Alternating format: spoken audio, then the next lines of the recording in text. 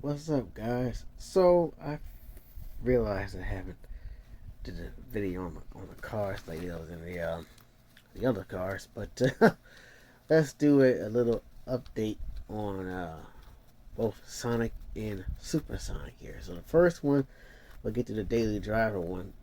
Sonic, well, as the last video you saw, the light came on. It's really a notification saying engine fault. I have to add that in the video so you can see what it says.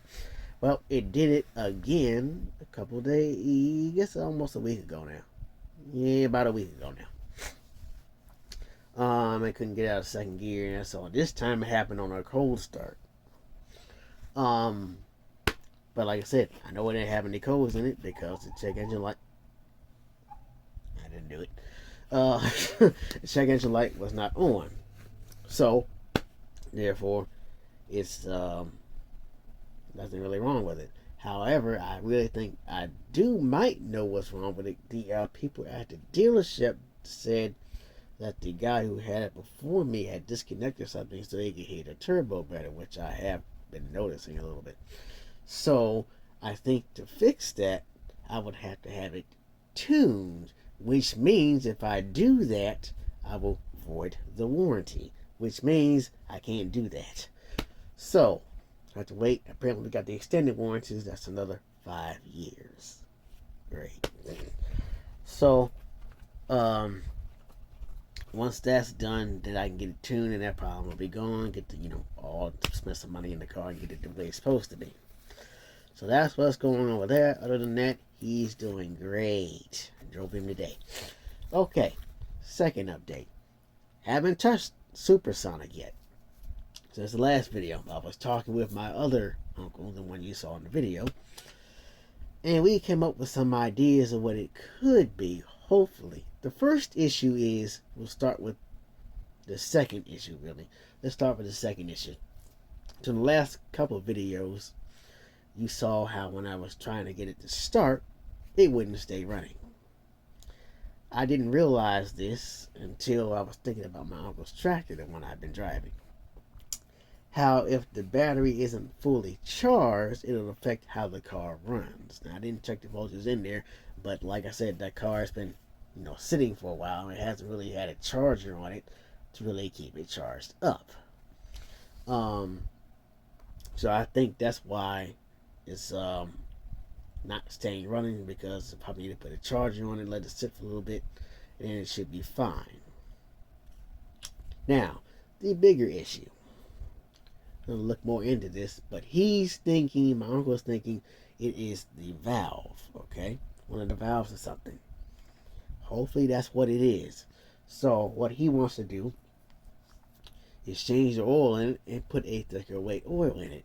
Now I've noticed, Vice Grip Garage, Derek, what he does, of course, these cars have been sitting for ages, that he always puts diesel oil in them and acquires the valves and all the stuff. So if it is a valve, putting some thicker weight on it, like 10W50 or something like that, that'll probably make it go away. I'm hoping. Oh Lord, I'm hoping. And then we should be fine. Um, and so hopefully that solves that problem. Like I said, I didn't notice when I was driving, all of a sudden it was losing oil pressure. However, I don't know. I think he said it was doing that the first time he drove it, but like I said, I wasn't there for the first test drive. The second test drive I was there for, I drove it. I was noticing that. Why I was losing oil pressure, I don't know. I mean, it still had, even though I showed you all the oil leak, it still had plenty amount of oil in it.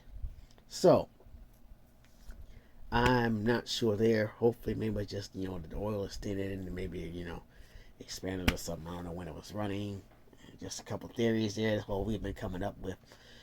And, so yeah, charge the battery up on him and, put a thicker weight oil in him. See what happens.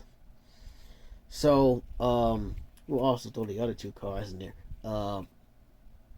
Apparently he was talking to my dad about a car show in September if he thinks he could have one of the cars ready by then. He told him he needs to stick to one car. So right now, as I told you in the video why I wasn't doing tractor pulls, because of the green truck. So he's been messing with the Novas and the green truck all at once, plus the Maxima. The Maxima is now gone. So now he has 3 cars to mess with, plus the truck. He needs to pick one and focus on it, and he could get one out there. I mean, mine could probably go just to look at.